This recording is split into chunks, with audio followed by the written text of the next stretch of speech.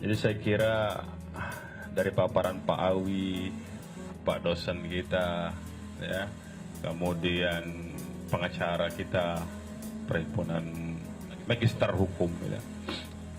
Saya kira luar biasa lah ya. Satu poin yang bisa kita tarik dari 3 pembicara sebelumnya, artinya kita semua masih menginginkan tegaknya negara ini sebagai negara hukum dan menginginkan tegaknya keadilan. Saya kira itu poin pentingnya, lepas dari pernak-pernik dan cara membawakannya tadi ya. Tapi negara hukum dan berkeadilan itu menjadi penting. Nah, negara hukum itu salah satu pilar dari negara hukum ya, menurut AFDC itu, ya kan? Itu adalah equality before the law. Ya, equality before the law itu apa? Persamaan di muka hukum. Dalam kasus ini kalau kita perhatikan, ini kasusnya sangat spesifik. Kasus terkait pasal 156A. Dan sepanjang Republik ini berdiri, sejak adanya pasal 156A yang disisipkan melalui Undang-Undang Nomor 1 Tahun 65, PNPS 165, yang diundangkan lewat Undang-Undang Nomor 5 Tahun 69, itu tidak pernah ada satu tersangka pun yang apabila disangka melakukan perbuatan sebagaimana diatur dalam pasal 156A itu bebas berkeliaran. Ya, nggak pernah ada itu. Kita lihat kasus Gavatar yang sebelumnya itu Al-Qiyadah Al-Islamiyah, itu sama tuh. 2 kali berkasus, dua-duanya tangkap dulu, baru diperiksa di dalam penjara, ya, di dalam tahanan, ditangkap, ditahan, ditetapkan sebagai tahanan, dikeluarkan penahanan 20 hari, kemudian diperiksa, melengkapi bukti-buktinya pada saat dia sudah ditahan. Lia Aiden 2 kali juga, bahkan satu yang kedua itu Lia Aiden tuh bareng-bareng sama saya tuh di Poldanya ditahan. Jadi saya tahu persis. Iya, beda kasus cuman ya. 156A juga itu. Dan ditahan dulu itu Lia Aiden tuh. Baru kemudian disidik, ya. Siapa lagi? Kasus Arswendo Atmowiloto.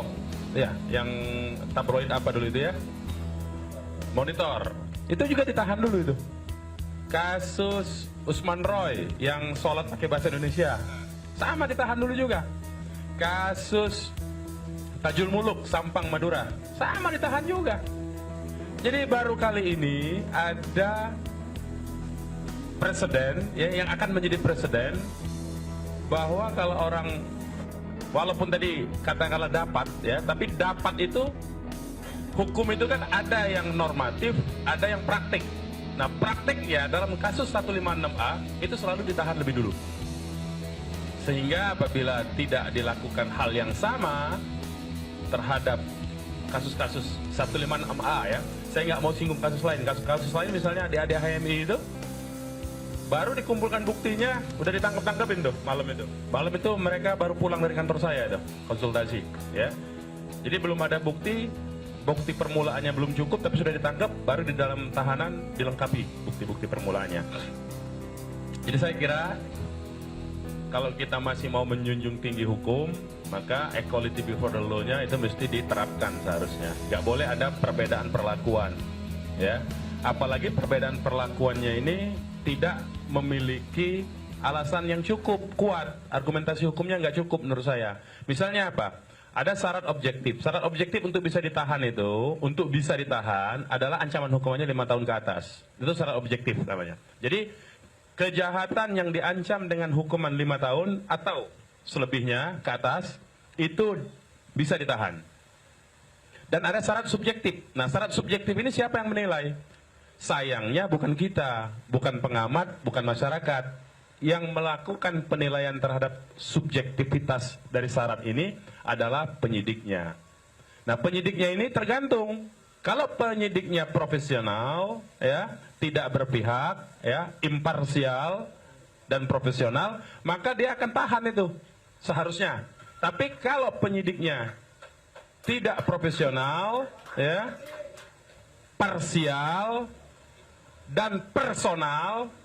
Personal itu artinya harusnya impersonal, harusnya tanpa melihat siapa. Harusnya impersonal dan imparsial, tidak memihak, tidak sebagian, dan tidak memandang siapa. Itu impersonal namanya. Tapi sekarang personal. Sekarang personal parsial dan tidak profesional. Saya mau katakan begitu. Mau nggak mau, apa boleh buat nih Pak Awi ya? Mohon maaf ya. Boleh ini, kebebasan menyatakan pendapat ya. Ini diskusi soalnya ya. Jadi jangan dianggap ini. Ini dari segi sudut pandang argumentasi hukumnya. Kenapa saya katakan parsial? Karena kasus ini dilihat dalam konteks pilkada semata-mata. Seolah-olah kalau tersangkanya ditahan mengganggu proses pilkada. Padahal tidak mengganggu sebetulnya. Ya, itu pertama. Yang kedua, personal. Kenapa personal? Penyidiknya melihat ini karena seorang gubernur dan backingnya kuat sehingga nggak berani menahan. Ya, nanti ditanya sama Bang Bursa, siapa backingnya? Bang Bursa yang ahli politik, kalau saya ini cuma hukum saja, ya. Bang Bursa nih yang akan menjelaskan peta politiknya. Nanti tanya, silakan. Jadi ada yang membacking sehingga penyidiknya sepertinya agak jeri begitu ya. Itu yang kedua. Nah, yang ketiga tidak profesional. Saya kira itu bisa saya dapat informasi dari proses penyelidikan sebelum gelar perkara dan pada saat gelar perkara itu sendiri. Hasil-hasil penyidikannya saya belum pernah, saya mohon maaf aja, saya bukan bermaksud sombong, bukan apa. Saya sempat diingatkan oleh istri saya kalau saya menyebut profesi saya itu pengacara sudah 20 tahun tuh dimarahin sama istri saya. Ngapain sebut-sebut pengacara 20 tahun? Enggak usah lah. Bukan itu maksud saya. Saya mau pengalaman sebetulnya ini. Sepengalaman saya berprofesi sebagai pengacara, saya belum pernah mengalami penyidik ya kalau saya melapor ataupun klien saya yang dilaporkan, itu saya belum pernah mengalami penyidik mencari ahli-ahli yang justru meringankan tersangka. Baru kali ini saya temuin. Itu yang saya sebut unprofessional ya. Jadi belum pernah itu. Sepengalaman saya, ini banyak pengacara mungkin di sini ya. Adakah teman-teman pengacara pernah mengalami ketika kita laporkan, kemudian polisinya, penyidiknya mencari ahli-ahli, kalau itu perlu ahli, yang meringankan. Itu kalau dari kita. Kalau kita terlapor, dia bilang, mana, siapa yang meringankan? Nanti aja pengadilan ini. Begitu nggak? Disuruh di pengadilan ya? Disuruhnya di pengadilan. Kalau pengacara ini disuruhnya pengadilan. Jadi ini agak aneh menurut saya ya. Ini saya sebut dengan unprofessional ya. Nah, itu nanti Bang Bursa bagiannya, bukan bagian saya itu. Jadi alasan subjektif itu ya sekali lagi tidak melarikan diri, saya kira oke lah, tidak melarikan diri karena wajahnya tersangka ini kan dikenal di mana-mana, oke lah, nggak melarikan diri. Tapi ada tidak menghilangkan barang bukti. Nah ini menurut saya agak gabah kalau menyatakan bahwa tersangka ini tidak akan menghilangkan barang bukti menurut penilaian subjektif polisi, penyidik. Kenapa? Karena ini kaitannya dengan barang bukti yang digunakan dalam konteks ini adalah upload di media resmi, website resmi yang mengupload video-video sang tersangka ini. Tersangka ini kan agak menurut saya banci kamera sedikit lah dia. Kenapa? Setiap rapat-rapat itu harus disorot kamera dan harus diupload begitu loh. Ya, rapat apa aja pokoknya dengan alasan transparansi katanya. Tapi upload videonya itu saya nonton, saya itu iseng-iseng sedang nonton juga. Sebetulnya agak sakit jiwa juga menurut saya ya. Ngomongnya sembarangan soalnya ya. Rapat anak buahnya dimarahin, lagi rapat soal teknis ngomongin soal iman. Nggak keruan-keruan itu. Ya. Jadi nggak fokus. Nah itu diupload tuh. Nah itu kan ada website resminya. Website resmi itu di bawah kendali pemerintahan. Jadi sangat mungkin dia menggunakan pengaruhnya untuk menghilangkan itu website, menghilangkan itu video, atau memerintahkan untuk mengubah, mengedit itu video. Ya, walaupun video yang lain sudah disita.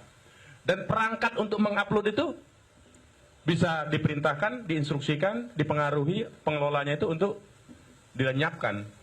Jadi kalau alasan menghilangkan barang bukti saya kira bisa kita bantah. Kemudian mengulangi perbuatan. Baru 5 menit kalau nggak salah ya, ditetapkan sebagai tersangka, dia ngomong, udah nuduh-nuduh orang lain nih, demo bayaran lah, saya akan menang jadi presiden lah. Aduh ya, itu artinya apa? Dia sebetulnya kan memfitnah orang, menyatakan orang demo bayaran itu kan menyebarkan kabar bohong, fitnah dan pencemaran nama baik, itu perbuatan pidana juga sebetulnya. Artinya sudah terjadi, harusnya ditahan. Nah, karena tidak ditahan, sudah terbukti secara objektif ya perilakunya yang menurut saya perilaku ini perilaku merusak lah. Sangat salah kalau orang atau kami umat Islam atau rakyat Indonesia lah saya kira yang menginginkan tegaknya hukum dan mendorong supaya supremasi hukum itu tetap ditegakkan, tapi justru dituduh untuk memecah belah bangsa. Justru sebetulnya tersangka ini yang memecah belah bangsa. Ya, terbukti, saya yakin seyakin-yakinnya, nanti konfirmasi sama Bang Bursa. Ya, saya dapat informasi dari Bang Bursa soalnya. Elit ini jadi pecah. Elit ini jadi pecah, elit politik ini. Elit pemerintahan jadi pecah menyikapi seorang tersangka ini. Kemudian kita lihat setelah ada demo 4/11 kemarin, itu di beberapa daerah timur ada demo yang mengancam memisahkan diri. Loh, ini kan memecah belah. Yang memisahkan diri kan sebetulnya anti NKRI. Kalau Ahok dijadikan tersangka dan ditahan, maka kami akan merdeka. Loh, apa urusannya? Ini urusan hukum, bukan urusan separatisme. Artinya dia tersangka ini didukung oleh kelompok separatis dong. Berarti yang memecah belah itu, yang membuat pecah belah bangsa ini kan si tersangka ini harusnya. Itu logika yang waras. Nah, kalau logikanya sudah nggak waras, susah kita. Ya, ini logika yang waras begitu tuh. Yang mendukung tersangka ini adalah kelompok-kelompok separatis sebetulnya. Kelompok-kelompok yang memutarbalikkan fakta. Apalagi misalnya pernyataannya yang perlu dikritik ya, misalnya bahwa saya ini seperti Nelson Mandela, kalau nanti di penjara jadi presiden. Artinya apa? Nggak lucu, tapi bodoh juga menurut saya ya. Mohon maaf saya harus mengeluarkan kata-kata itu. Kenapa? Nelson Mandela itu dia kelompok mayoritas yang ditindas oleh minoritas. Ya, Nelson Mandela mayoritas yang dipenjarakan oleh minoritas. Apartheid itu namanya. Rezim apartheid itu orang minoritas, kulit putih di Afrika Selatan dulu itu, tapi menguasai Afrika Selatan. Tidak ada warga asli Afrika Selatan yang bisa jadi pejabat waktu itu, menguasai pemerintahan, ekonomi dan politik. Nah, Nelson Mandela dipenjara karena mencoba mengubah sistem itu. Nggak benar itu. Nah, ini kebalik logikanya. Dia mempersonalisasikan dirinya sebagai Nelson Mandela, orang yang ditindas. Emang dia mayoritas. Nah, ini kan aneh. Jadi dengan logika yang tidak wajar begini kok masih banyak orang-orang yang mendukung dia. Itu menurut saya satu keanehan itu. Ya. Ya, kalau soal itu, itulah yang mendukung dia maksud saya. Ya, kalau ditanyakan siapa pendukungnya, itu tadi yang membayar-bayar itu, yang punya kesanggupan membayar. Itulah pendukungnya. Nah, saya kira kenapa kami terus melakukan aksi nanti akan tanggal 2 Desember, ya kita akan sudah tentukan, kita akan terus lakukan aksi. Karena apa? Karena hukum tidak tegak. Negara ini bukan lagi menjadi restat, tapi menjadi mahstat sudah. Menjadi negara kekuasaan. Ya. Karena itulah GNPF, ya, elemen-elemen ormas Islam dan umat Islam, bahkan seluruh profesi, tadi kalau katakanlah nanti apakah akan datang lagi? Ya terserah. Tapi kami menyerukan bahwa Indonesia dari negara hukum terancam menjadi negara kekuasaan. Itulah mengapa kami terus melakukan aksi menuntut supaya adanya penegakan hukum, supremasi hukum ini ditegakkan. Saya kira itu dari saya. Terima kasih. Walafumin.